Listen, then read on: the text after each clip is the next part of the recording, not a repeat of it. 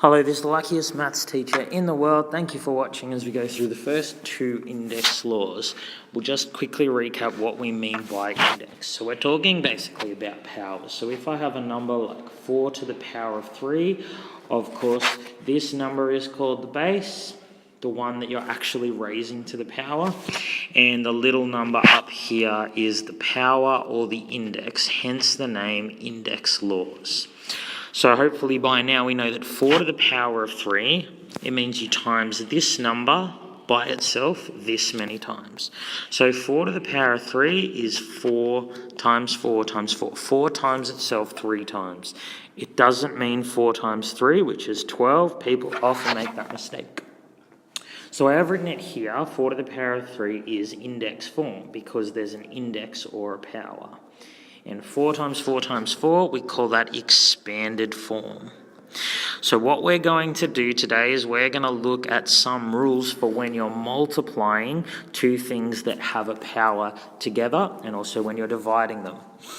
So let's look at something like this. So let's say I have 2 to the power of 5, okay? So I know that that means I times 2 by itself 5 times. So in expanded form, it's 2 times 2 times 2 times 2, 5 times. Now what if I wanted to multiply 2 to the power of 5 by, let's say, 2 to the power of 3? So if I write that in expanded form, I've got 2 to the power of 5 times 2 to the power of 3, which is 3 more 2's. Now, this is equal to this, but I can write this long stretch of 2's a lot simpler. There are 1, 2, 3, 4, 5, 6, 7, 8 2's. So I can write this as 2 to the power of 8. So notice what I've done when I'm multiplying the bases together, I'm multiplying two indices together, 2 to the power of 5 and 2 to the power of 3. What I've done is I've just added these two numbers together.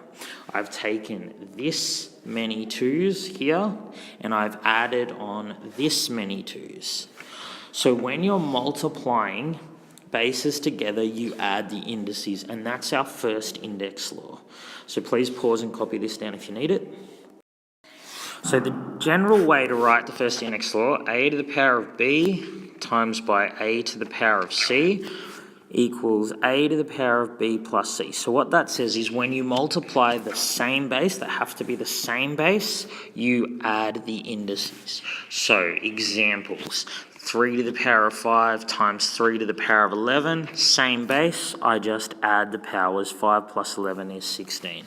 This also works when I'm not using numbers but using letters. So let's add x to the power of 4 times x to the power of, say, 20, same base, I keep the base the same, and I simply add the indices. 4 plus 20. Sometimes you'll see something like this. Let's have 3x to the power of 5 times by 4x to the power of 6. So in this case, because we've got numbers, we have to do it slightly differently. Remember, it doesn't matter the order in which I multiply things. So I can multiply the two numbers together first. 3 times 4 is 12. And then x to the power of 5 times x to the power of 6. I keep the same base and I add the indices. How good is that? All right, now we're going to look at the second index law.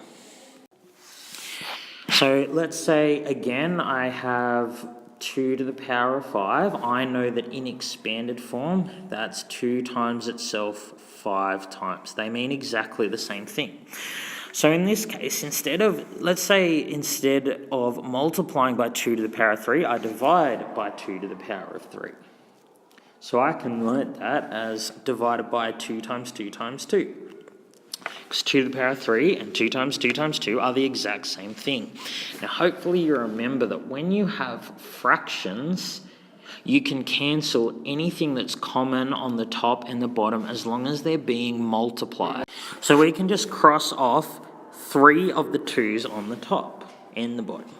So we cross them out. Hopefully what you're seeing is when I do this, I'm taking this number of 2's and I'm crossing out this many of them. So in effect, I'm subtracting this number of 2's from this number, and that gives us our second index law. So this law just says that when you divide bases, you subtract the indices. Again, they have to be the same bases. So a few quick examples. So if you had 4 to the power of 12 divided by 4 to the power of 8, so you keep the base and subtract the powers. 12 minus 8 is 4. Also works with letters. So we had something like y to the power of 13 divided by y to the power of 12. So that would be y to the power of, keep the same base, and 13 minus 12 is 1. Okay? So let's say we had something like 18a to the power of 6 divided by 3a. So in this case, just like in the previous examples when we were doing multiplying, we can do the numbers first. So 18 divided 3 is 6. A to the power of 6 divide a. Now, a is the same as a to the power of 1. So a to the power of 6 divide a is a to the power of 6 minus 1, which is 5. Fantastic. I'm just going to write up a summary now for you. Okay, so here are the two laws again. So when you multiply bases, keep the same base and add the indices or the powers.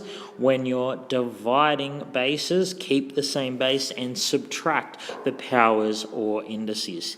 Hope you've enjoyed this video. It's been the luckiest maths teacher in the world. Have a great day.